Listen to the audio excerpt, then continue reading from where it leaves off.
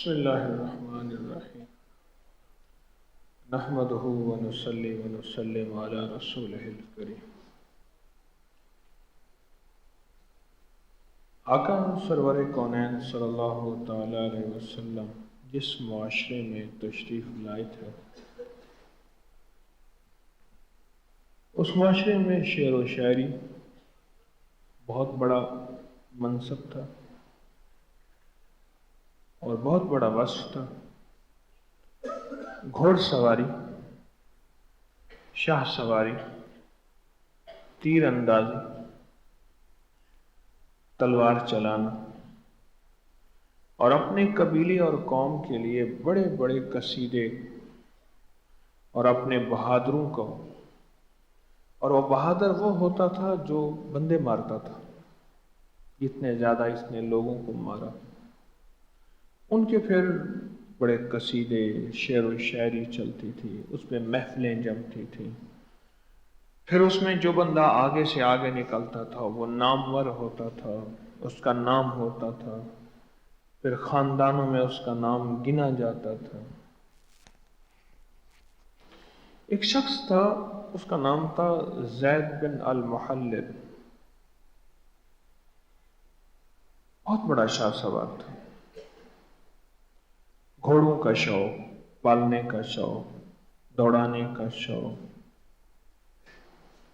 پھر جو نسل در نسل صدیوں سے آپس میں انتقام چلتا تھا، اس میں آگے بہت بڑا شاعر تھا، بڑی فصاحت تھی، بلاغت تھی، علم تھا اپنی شاعری کا۔ پھر گھوڑا اور گھوڑ سواری میں جو آگے بڑھا تو اس کا نام پھر زید الخیل پڑ گیا۔ خیل کہتے ہیں گھوڑ کو، زید الخیل،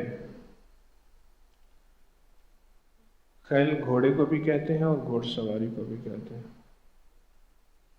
اتنا اس کا عروج تھا۔ میرے پاس پچھلے دنوں مولانا عاشق الہی صاحب کا پوتا آیا، اس نے جو گھوڑوں کی قسمیں بیان کی، مجھے کہنے لگا میں یہاں جا رہا تھا، دنیا کا ایک قیمتی گھوڑا ایک بندے نے ریڑے میں جویا ہوا تھا۔ میں نے اس گھوڑے کو دیکھا، اتنا قیمتی، اتنا مہنگا گرا، اور اس کو اس نے کھوتا بنایا ہوا تھا۔ مجھے وہ اپنا درد بیان کر رہا تھا کہ گھوڑے کی نسلیں یہ کس نسل سے چلا، اس کی 18ویں نسل کہاں تھی اور کس کے پاس تھی، اس کی 22ویں نسل کہاں تھی، اس کی 40ویں نسل کہاں تھی، پھر کون سا گھوڑا آقا کے استعمال میں رہا، اس کی نسل کہاں چلی۔ ایک بہت بڑا علم ہے گھوڑوں کا۔ تو میں ان کی باتیں سن رہا تھا تو میں حیران ہو رہا، میں بھئی یہ بندہ کیا باتیں کر رہا۔ جس طرح میری وظائف کی دنیا کی باتیں بہت سو کو سمجھ نہیں آتی، اس طرح اس کی اپنی ایک دنیا تھی۔ اور مجھے کہنے لگا کہ یہاں آپ کے معاشرے میں کتنی قیمتی اعلیٰ نسلوں کے گھوڑے ہیں، لوگوں کو پتہ نہیں، وہ ان کو گدھے کی طرح چلا رہے ہیں، جبکہ تو وہ ہیں جن کو ہاتھ لگا کے چوما جائے۔ اسی طرح پھر زید الخیل اس کا نام پڑ گیا۔ بڑا تلواریں چلانے والا، گھوڑ سواری میں آ گیا، باکمال انسان تھا۔ مدینہ منورہ میں آیا اور حضور کی بارگاہ میں آ کے مسلمان ہو گیا۔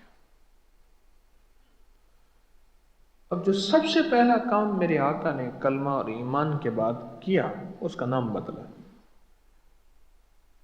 اس کا نام رکھ دیا زید الخیر۔ زید الخیل کی جگہ زید الخیر۔ اب تو تلواروں سے سر کاٹنے والا نہیں رہا، اب تو تلواروں سے مار کے اور لوگوں کے جسم اور لوگوں کی گردنیں نہیں، اب تو خیر پھیلانے والا بن گیا۔ जज्बा बदल दिया, नाम बदल दिया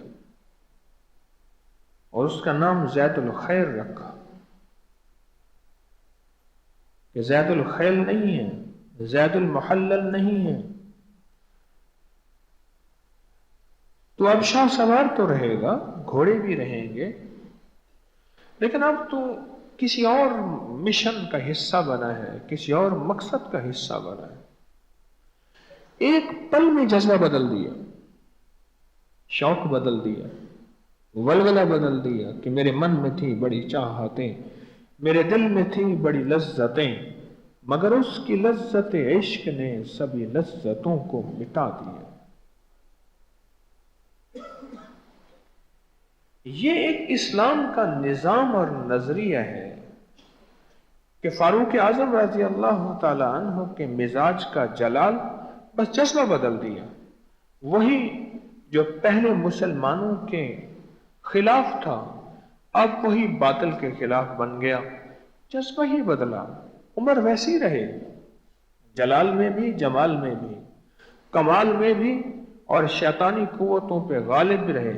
उमर वैसे रहे, बिन खिताब, खिताब का बेटा वैसे रहा, पर इस्लाम ने पकड़ के जज्बा बदल दिया। यही ज़ैदुल खैर के साथ हुआ। उसका एक पल में जज्बा बदला कि नहीं, अब तो खैर फैलाएगा, अब तो रवादारी और मोहब्बत फैलाएगा, अब तो लोगों के दिलों को जोड़ेगा, मखलूक को मखलूक से जोड़ के फिर उस मखलूक को खालिक से जोड़ देगा।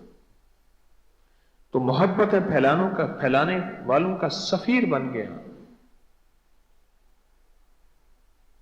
ये एक थीम है, एक सोच है जो मेरे आका ने मुझे आपको दी है।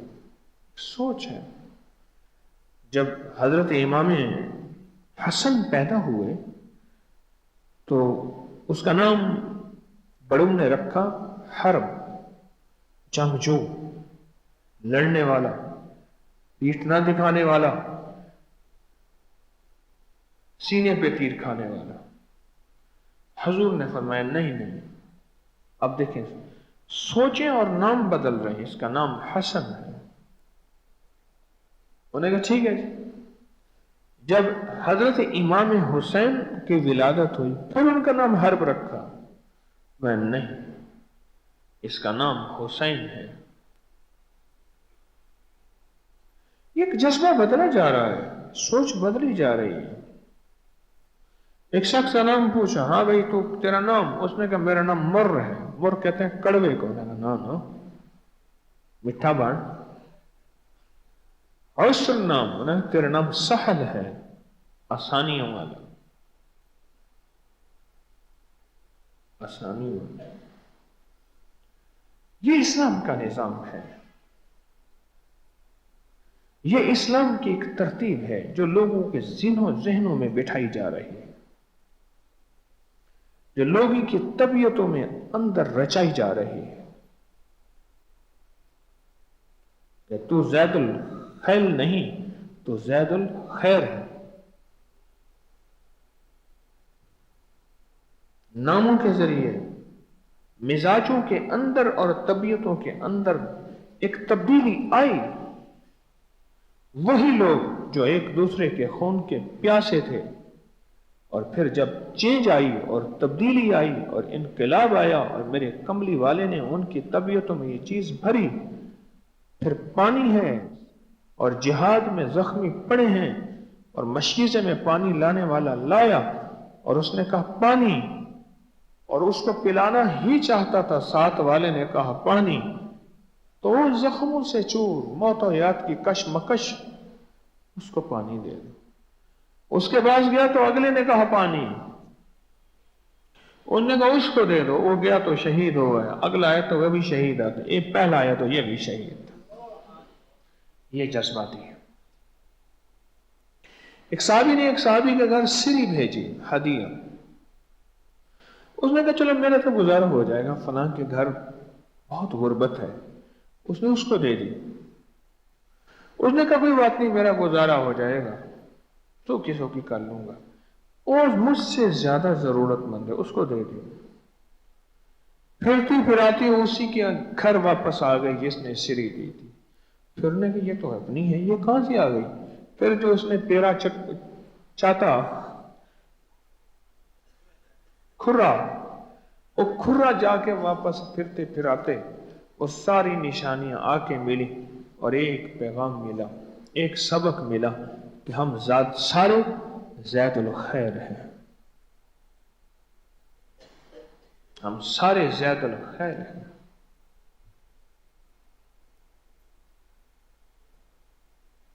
یہ سوچ ہے، اور یہ سوچ کا انقلاب ہے، نظری انقلاب، فکری انقلاب، جذبات کا انقلاب ہے۔ پھر وہ ہر مسلک کو قبول کرتا ہے، پھر ہر فرقے کو قبول کرتا ہے، ہر رنگ اور ہر نسل کو اپنے اندر سمو لیتا ہے، اور سب کو محبتیں دیتا ہے، اور دیتا نہیں، ان سب کو محبتوں کا سفیر بنا دیتا ہے۔ مجھے کئی لوگ کہتے ہیں جب سے تسبیح خانے سے جڑے ہیں ہمارے اندر نفرتیں کھرچی گئی ہیں، ہماری طبیعتوں اور مزاجوں میں، ہماری سوچوں میں، ہمارے اندر سارا کچھ ختم ہو گیا۔ وہ تعصب کسی بھی چیز کا تھا۔ اللہ کے حبیب صلی اللہ تعالی علیہ وسلم نے پہلے دن سے قبائل، صوبے اور مزاج اور ان کی طبیعتوں میں یہ جو مدینہ منورہ جا کے ہجرت کرنے والوں کے بارے میں فرمایا کہ اب ایثار کرو، اور کہا، ایک کہنے لگا حضور میری 2 بیویاں ہیں، میں ایک کو طلاق دیتا ہوں، اس کو دے دیتا ہوں۔ ایثار کا یہ مزاج بنایا، میرے غلام ہیں میں اس کو دے دیتا ہوں۔ ایک تربیت ہوئی۔ میں ڈیرہ غازی خان بیٹھا تھا، بڑی پرانی بات ہے، ایک صاحب کا پتہ چلا، پیر صاحب تھے، مجھے یاد ہے کہ موٹی سلائی کی، پیتل کی سلائی سے وہ سرما ڈال رہے تھے بیٹھے، کسی نے میرا تذکرہ کیا، تھوڑا سا تعارف تھا، کچھ لکھنے لکھانے سے، مضمون 2-4 چھپے، 1-2 کتابیں آئی تھیں، بس 1-2 آدھ کتاب ہے۔ اس نے کہا یہ حکیم تاریخ ہے، اس نے پہلے یوں اندر سے کف اٹھائے، ایسے کیے، اور کف اٹھانے کے بعد مجھے وہ کہنے لگے کہ یہ بتا، تم میلے مجھے حاضر ناظر کا مسئلہ ثابت کر دے، نور اور بشر کا مسئلہ ثابت کر، اور غیب کا مسئلہ ثابت کر، یہ دین کی بنیادی چیزیں ہیں، یہ ثابت کر دو۔ میں نے کہا میں تو دعا کے لیے حاضر ہوا تھا۔ نہیں، یہ ثابت کر، حاضر ناظر کا، نور بشر کا، غیب کا مسئلہ ثابت کر۔ جب زیادہ ان کی شدت حدت بڑھی تو میں نے ان سے عرض کیا جی کہ ایک درخواست ہے، اگر آپ اجازت دیں تو۔ میں نے کہا یہ سارے سوال قبر میں ہوں گے؟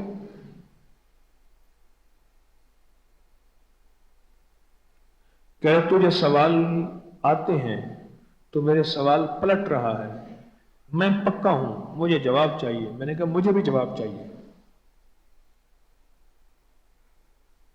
یہ سارے سوال قبر میں پوچھے جائیں گے؟ آمین بالجہر، فاتحہ خلف امام پوچھے جائیں گے؟ کہنے لگے نہیں۔ میں نے کہا پھر مجھے یاد کرا دیں اس سوال قبر کے، وہ سوال جو پوچھے جائیں گے، میں آپ سے یہی تو دعا کرانے آیا ہوں۔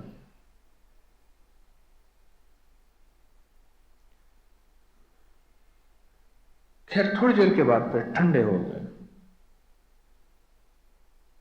پھر اپنی نبض دکھائی، پھر میں انہیں بیماریاں بتائیں کہ اللہ پہلا بندہ تم نے بیماری پہچان لی ہے. میں نے کہا یہی تو حاضر ناظر ہے، حاضر ناظر کا مسئلہ یہی حل ہو گیا. میں کہتے کہ مسئلہ تو ایک پل میں حل ہو گیا مسئلہ. ہنس پڑے. پھر میں نے ان سے عرض کیا، میں کہا دیکھیں ایک کافر مسلمان ہوتا ہے، مسلمان ہونے کے بعد ہم اس کو کس مذہب پہ لائیں گے آپ بتا دیں. کہنے لگے بات تو ٹھیک ہے.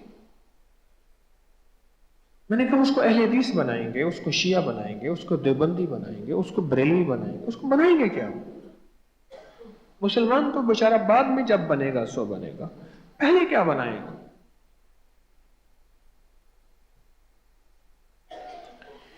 جب زید الخیر بنے گا، زید الخیل، یہ جو پہلا سوال ہے زید الخیل کا ہے. گھوڑ سواری کے اندر ایک روب جلال ہوتا ہے، گھوڑ سواری کے اندر ایک عظمت ہوتی ہے، اور جو فقیر ہوتا ہے اس کی زندگی اور ہوتی ہے.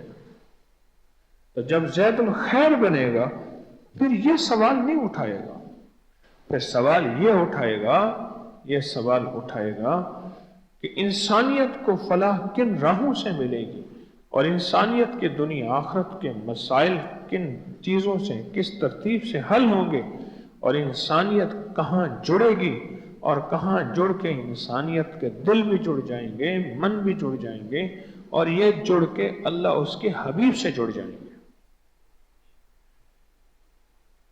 پھر یہ زید الخیر بنے گا. یہ میرے آقا مدینے والے کا مقصد تھا، یہ میرے آقا مدینے والے کی زندگی کا جزو حاصل تھا کہ پھر اگر قیدی بنا کے یہودی آئے ہیں مسجد نبوی میں اور ان کو باندھ دیا ہے اور وہ 3 دن بندے رہے ہیں، اور 3 دن کے بعد خود کہتے ہیں ہم نے آپ کی زندگی کی خیر خواہی جو دیکھی ہے، اب جلدی کرو ہمیں مسلمان کر دو.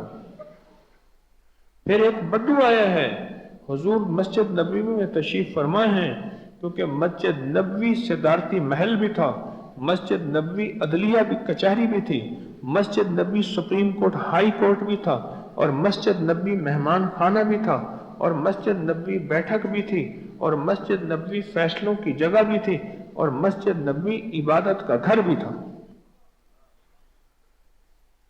پھر اگر ایک بدو آیا ہے اور اس نے آتی ٹانگیں پھیلائی ہیں اور پیشاب کرنا شروع کر دیا اور صحابہ دوڑے ہیں، تو حضور نے منع فرمایا کرنے دو اس کو پیشاب. اس نے پیشاب کر لیا. استنجا کیا کرنا تھا؟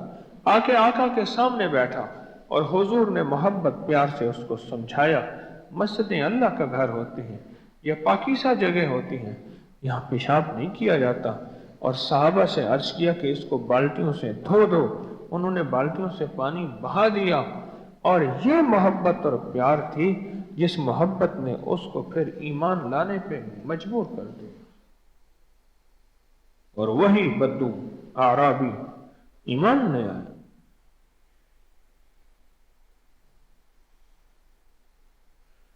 ہماری طبیعتوں میں، ہمارے مزاجوں میں مختلف طبقات کے لیے کیا جذبہ ہے،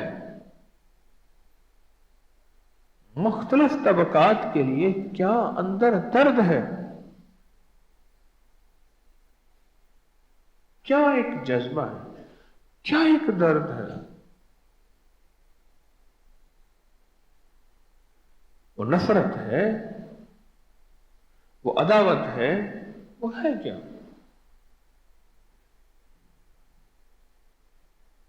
یہ اسلام ایک زندگی کا مقصد دیتا ہے، ایک طرز حیات اور طرز انداز دیتا ہے کہ نہیں، ہمیں اپنی زندگی میں ایک عظیم مقصد کو لے کر چلنا ہے. یہ راستے کے کانٹے ہیں،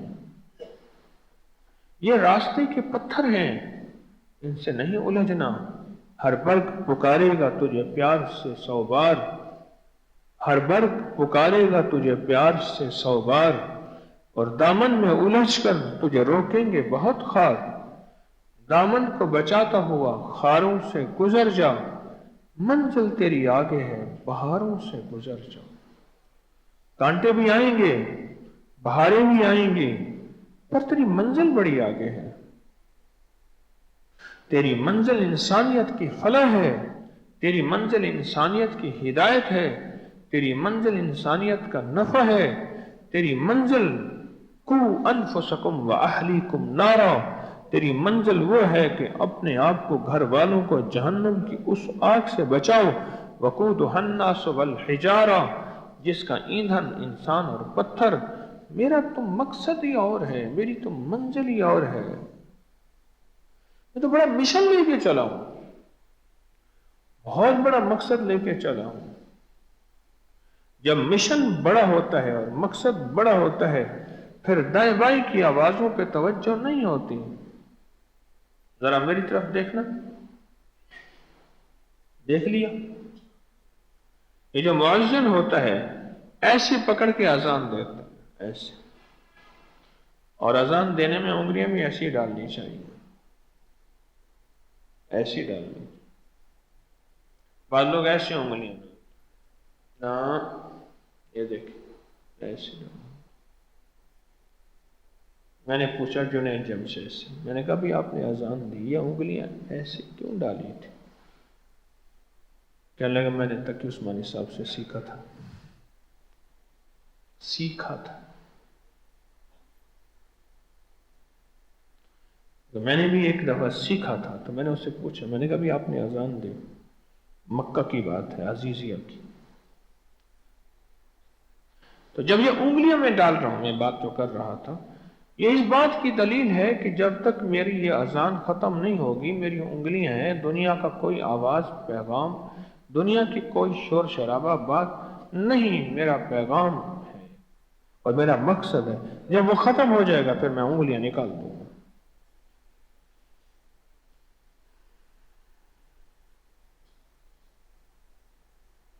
یہ اذان میں دے رہا ہوں اور پوری انسانیت کو اللہ کی عظمت اور مدینے والے کی بڑائی اور عشق بتا رہا اور فلاح کے راستے بتا رہا۔ یہ میری کانوں میں انگلیاں ہیں، ہر توڑنے والی آواز، ہر جدا کرنے والی آواز، ہر میرے دل کو، میرے من کو، میرے یقین کو توڑنے والی آواز میرے کانوں میں نہیں آئے گی۔ میں تو خیر کا پھیلانے کے والا ہوں اور تمہیں خیر کی آوازیں لگا رہا ہوں۔ حی علی الصلاۃ، آؤ، حی علی الفلاح، بہت بڑی کامیابی کی طرف آؤ، آ جاؤ۔ اب نیند سے زیادہ یہ عمل بہتر ہے، الصلاۃ خیر من النوم، یہ بہتر ہے۔ میں تو خیر کا پھیلانے والا ہوں، میری کانوں میں انگلیاں ہیں اور ادھر ادھر کی اٹھنے والی ہوائیں، فضائیں اور دنیا جہان کے سارے طوفان مجھ پہ اثر نہیں کریں گے، میرے کانوں میں تو ہیں ہی انگلیاں۔ دوسرے لفظوں میں نے کسی کے نفرت کے بول، توڑ کے بول سننے ہی نہیں ہیں، میں نے تو اپنے خیر کی آواز پہنچانی ہے۔ اس لیے فرمایا اذان دینے والا اونچی آواز والا بندہ ہو تو وہ زیادہ پسندیدہ ہے، اونچی آواز ہو، خوبصورت آواز ہو، کہ اس کی خیر کی بات دور تک پھیلے۔ اور اس لیے سب سے زیادہ شیطان جس چیز سے ڈرتا ہے وہ اذان سے ڈرتا ہے، اور جہاں تک آواز جاتی ہے بھاگتا ہے، دوڑتا ہے، جہاں تک اذان کی آواز جاتی ہے دور بھاگتا ہے، کیونکہ اذان سارا خیر خواہی کا جذبہ ہے، اللہ اس کے حبیب کی عظمت اور اس کے علاوہ سارا خیر خواہی کا جذبہ ہے اذان۔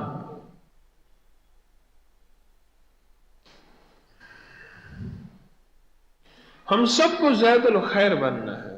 آج ہماری طبیعتوں کے اندر زید الخیل کا مزاج ہے کہ ہم ہر بندہ کہتا ہے میں اپنے سبجیکٹ کا شاہ سوار ہوں، میں اپنے علم کا شاہ سوار ہوں، میں اپنے تجربے کا شاہ سوار ہوں، میں اپنی دولت اور اپنے صوبے کا اور اپنے شہر کا شاہ سوار ہوں۔ لاہور کا اپنا ایک غرہ ہے، لاہور کا اپنا ایک غرہ ہے، غرہ۔ سارے پاکستان کے جتنے بھی شہر ہیں اس سے بڑے ہو جائیں، لاہور کا اپنا ایک غرہ ہے۔ مجھے اس غرض سے بھی نکلنا ہے۔ اس لیے تسبیح خانے نے سارے صوبوں کو، ساری قوموں کو، ساری طبیعتوں کو، سارے مسالک کو ایک جگہ جمع کر دیا۔ آج تک مجھے یاد نہیں، آئندہ دعویٰ نہیں کر سکتا کہ تسبیح خانے میں رہتے ہوئے کسی مسلک یا فرقے کی جنگ چھڑ گئی ہو۔ اللہ آئندہ بھی حفاظت فرمائے۔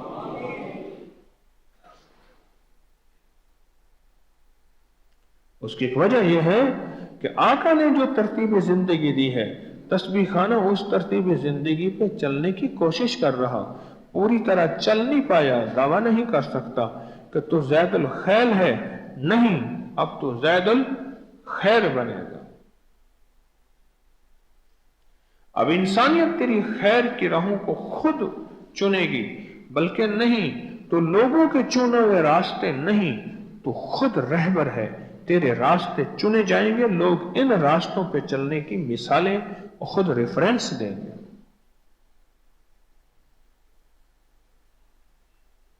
خود تیری راہوں کی ریفرنس دیں گے۔ دیکھو ایک وہ تسبیح خانہ بھی ہے جس نے یہ راستے دیے ہیں، جس نے یہ راہیں دی ہیں، جس نے یہ منزل دی ہے، جس نے یہ ترتیب زندگی دی ہے، جس نے یہ جینے کا انداز دیا ہے، اور ہم کیوں نہیں آ سکتے؟ ہم بھی تو آ سکتے ہیں۔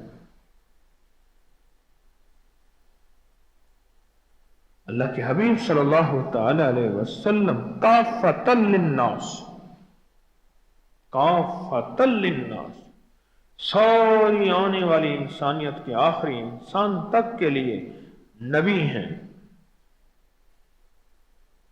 جس طرح ہدی للناس ہیں، اس طرح کافۃ للناس ہیں۔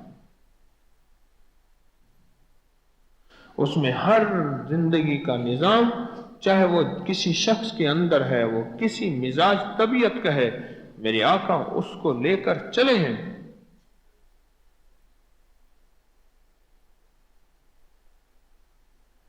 بس ایک جذبات کا رخ بدلنا ہے، اپنی زندگی کے سوچ کا زاویہ بدلنا ہے۔ اب میں ایک زندگی کے سوچ کا زاویہ بتاتا ہوں، اب ذرا توجہ کیجیے گا۔ آپ جا رہے تھے، رات کا وقت تھا، آپ کے پاؤں کے ٹخنے پہ ایک لاٹھی لگی، ٹھوک، بڑا درد ہوا، تکلیف ہو، اور ایک دم انتقام کی آگ بھڑکی کہ کس نے مجھ بے قصور کو جو ہے لاٹھی ماری۔ ایک دم دیکھا پیچھے تو ایک نابینا تھا جو راستے کی تلاش میں لاٹھی یوں گھما رہا تھا، اور وہی گھومتی لاٹھی میرے ٹخنے پہ لگ گئی۔ اب بتائیں ایک پل میں جذبہ بدل جائے گا؟ وہی جذبہ جو پہلے غصے کا تھا، انتقام کا تھا، اور وہی جذبہ جو پہلے اپنی توہین کا بدلہ لینے کا تھا، وہی جذبہ بدل گیا اس نابینا کے ساتھ، اور کہنے لگے بابا جی کہاں جانا ہے؟ بیٹا میں نے فلاں جگہ جانا ہے۔ بابا جی کو یہ نہیں کہے گا بابا جی آپ کی لاٹھی سے میرا ٹخنا سوج گیا ہے۔ میرے آقا کملی والے یہی جذبہ بدلنا چاہتے تھے، اور یہی جذبہ بدل چکے تھے، اور وہ ایک کامیاب زندگی گزار کے کامیاب راہیں دے کر گئے ہیں کہ دیکھ ایک دم تیری نظر جب پڑی ہے، لاٹھی بھی وہی تھی، بندہ بھی وہی تھا، لیکن بندے کی حالت حال کا امر دیکھتے ہی تیری سوچیں بھی بدل گئی، تیرا جذبہ بھی بدل گیا، اور تیرا انتقام محبت اور احترام میں بدل گیا۔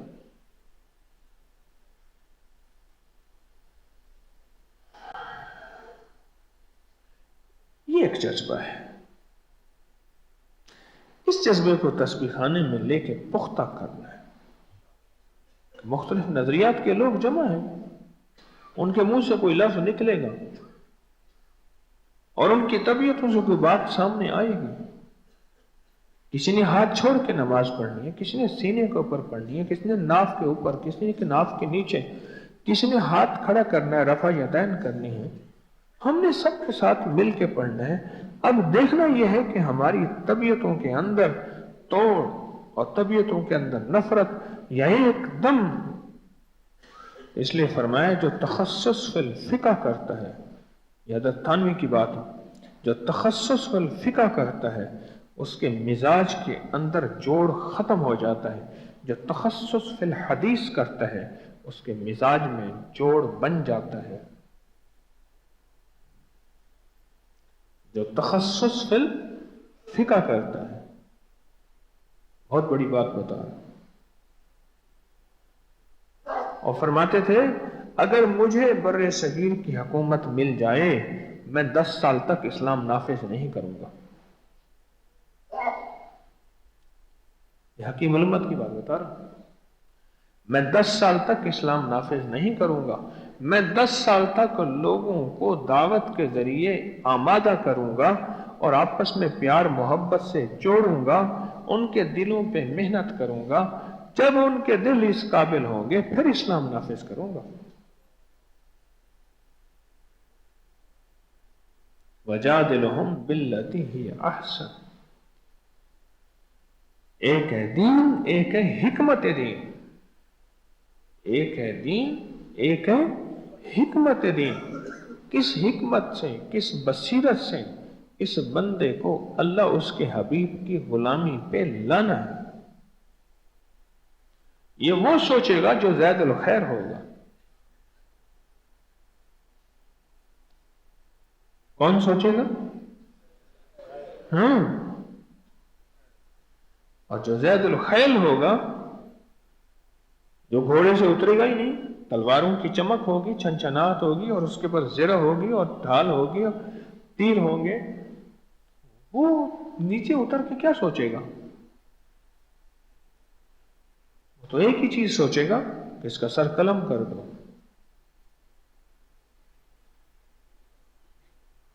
وہ تو ایک ہی سے سوچے گا۔ ہمیں انسانیت کے لیے مرہم بننا ہے، ہمیں امت کے لیے، ایک ایک امت کے لیے دردوں کا سامان بننا ہے۔ ہاں، تسبیح خانے کا قیام، تسبیح خانے کا قیام، یہ مزاج اور یہ منظر لے کر جائے، ہمارے اندر یہ پختگی پیدا ہو جائے، تسبیح خانے کے قیام سے یہ پختگی پیدا ہو جائے کہ میرے آقا نے، ایک بندے کا نام شہاب تھا، ایک کا نام شرارہ تھا، چنگاری انگارہ، حضور نے فرمایا نہیں، اس کا نام بدل دیا۔ ایک وادی کا نام تھا، اس کا نام بدل کے خیر کا نام، عافیت کا نام رکھ دیا۔ وادیوں کے نام بدل دیتے تھے، جانوروں کے کوئی نام رکھے ہوئے تھے ان کو خیر کی شکلوں میں بدل دیتے تھے، علاقوں کے نام بدل دیتے تھے، بندوں کے نام بدل دیتے تھے، انسانوں کے نام بدل دیتے تھے، وادیوں کے نام بدل دیتے تھے۔ سمجھتے تھے ان ناموں کا زندگی پہ اس کے اثر ہے اور لازم اثر ہے۔ ہم تو یہ جذبہ لے کے زندگی کے دن رات گزاریں گے، ہم تو اس طبیعت کو ساتھ ملا کے چلیں گے، اس طبیعت کے ساتھ، اس مزاج کے ساتھ کہ ساری دنیا کی انسانیت اور ساری دنیا کے لوگ اور سارے انسانوں کے جتنے بھی طبقات ہیں،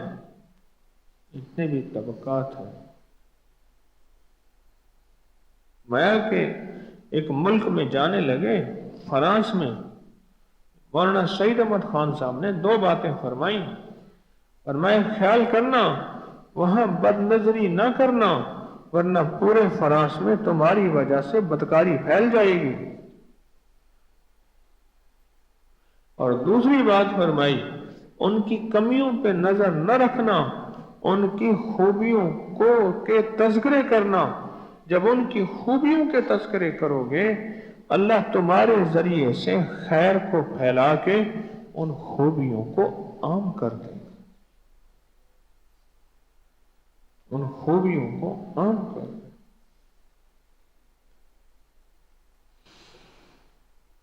یہ جذبہ ہے جو میرے اندر بھی آ جائے، آپ کے اندر بھی آ جائے۔ آج امت اس جذبے سے، آج تو منبر نے آگ لگا دی ہے، مسندوں نے آگ لگا دی ہے، پیروں نے آگ لگا دی ہے، قلم نے، کاغذ نے، لٹریچر نے آگ لگا دی۔ سفر میں تھا تو ایک پیٹرول پمپ پہ نماز پڑھی، ایسے میں نے ایک نابینا صاحب بیٹھے تھے تو میں نے انہیں ہاتھ ملایا، مجھے کہنے لگے کون؟ میں کہا پردیسی ہوں، نماز پڑھ رہا ہوں۔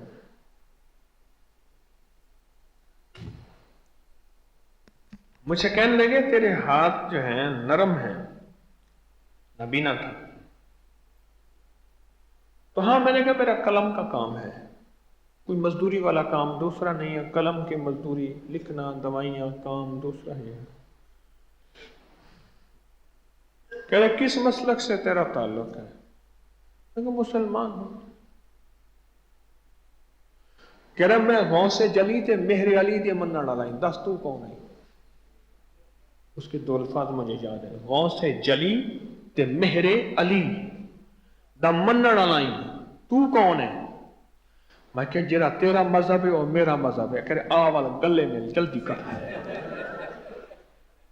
میں کہ جرا تیرا مذہب ہے نا وہ میرا مذہب ہے۔ کہہ رہے آ مل۔ پھر اٹھے، مجھے گلے لگایا، گلے لگا کے یوں یوں سونگا۔ نابینے کی حس بڑی تیز ہوتی ہے،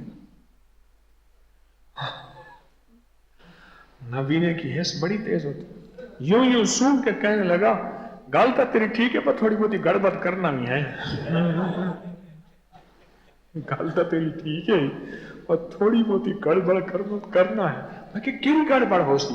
کر گڑبڑ میرا خیال یہ ہے کہ تیرے کو ہر قسم دا بندہ آندا ہے تو ہر قسم نال ہاں ملانا ہے، یار یہ چنگی گل نہیں۔ مجھے نبینا یاد ہے، وہ میں غوث سے جلی تے مہر علی دا منن والا، دس تو کون ہے؟ دو چار سبق ہم نے اپنی زندگی کا حصہ بنا لیا، بس دو چار سبق، دو چار بول ہیں، اسی کے گھر زندگی ساری گھومتی رہے گی اور اسی سے گھومتے گھومتے ہم نے امت کو توڑ کے رکھ دینا ہے۔ نہیں، ان دو چار بولوں سے زندگی نہیں گھومتے۔ رب کی جنت بڑی وسیع ہے، دو چار بولوں سے اپنی زندگی کو، اور اسی کو میرا یہ مذہب ہے، یہ میرا فرقہ ہے، یہ میری مسجد ہے، نہیں اللہ بات، نہیں بس۔ لیکن جانی جب سے یہ میں نے یہ واقعہ پڑھا نا زید بن محلل کا، پھر شاہ سواری اور قتل و غارت اور تیر نشانی، اور اس سے زید الخیل بنے، اور پھر میرے آقا نے جب اس کا نام زید الخیر رکھا، یقین جانیے یہ مراحل میری زندگی میں ایسے اترے، میں نے کہا کمال ہے۔ آج قدرتی یاد آ گئے، قدرتی یاد آ گئے، تو میں نے کہا بھائی تسبیح خانے میں یہ پیغام تو دینا ہی چاہیے، اس پیغام کو ہم نے پکا کرنا ہے اور اس پیغام کو پختہ کرنا ہے اور اس پیغام کو لے کر چلنا ہے۔ وہ بھی اللہ والے تھے، جریاں دے گئے نال باندھے گئے، سینے لا کے محمد رنگے دے گئے، جریاں دے گئے نال باندھے گئے، سینے لا کے محمد رنگے دے گئے۔ جو بھی آتے گئے ساتھ بیٹھتے گئے، سینے لا کے محمد رنگے دے گئے، کسی سے نفرت نہیں کی۔ دو راستے تھے، صحابہ کرام فرمائیں یا رسول اللہ یہ راستہ وہ ہے جو لٹنے والا ہے اور یہ راستہ وہ ہے جو عام ہے، فرمایا اس لٹنے والے راستے کی طرف چلو۔ آگے ڈاکو ملے، جب انہیں تعارف ہوا کہ یہ محمد ہیں، وہ کہنے لگے ہم تو برے لوگ ہیں، ہم تو گھٹیا لوگ ہیں، ہم تو مالوں اور دشمن اور جانوں کے لٹیرے ہیں، हुजूर ने फरमाई, नहीं तुम तो बहुत अच्छे हो, बहुत आला हो, बहुत अरफा।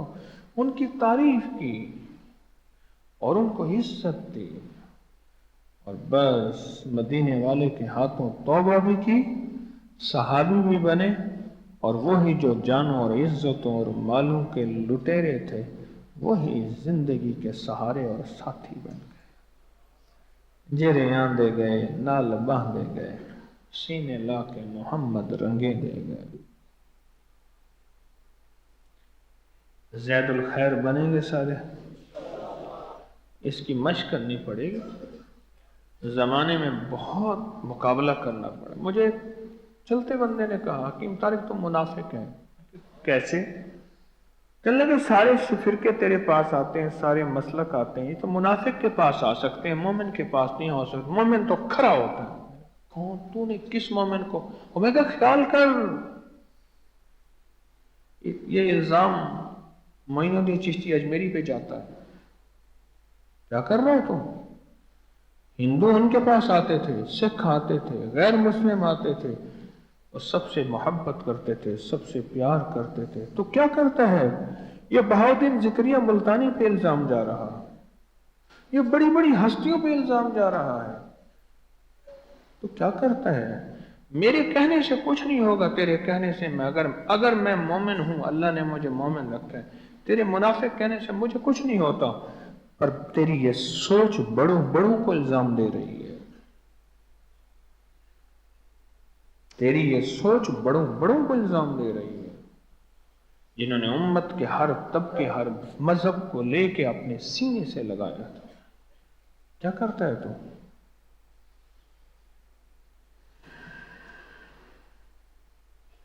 हमें एक सोच मिली है, हमें एक जज्बा मिला है, और वो सोच, ये जज्बा ये है कि हमने सबको बर्दाश्त करके सबसे मोहब्बत और रवादारी का एक जिंदगी का निज़ाम चला के मदीने वाले का पैगाम फैलाना भी है, पहुंचाना भी है, और लोगों के दुख दर्द में उनका साथ भी देना है, और फिर सल्लु अलैहि व आलिही का पैगाम बढ़ते क़यामत तक हवाएं और फजाएं और बाद नसीम की तरह बादल छा जाएं, और ऐसे बरसे कि किसी का दुख दुख न रहे, किसी का गम गम न रहे, सबके गमों के बादल छट जाए। ये पैगाम है। अफजल जिक्र ला इलाहा इल्लल्लाह, ला इलाहा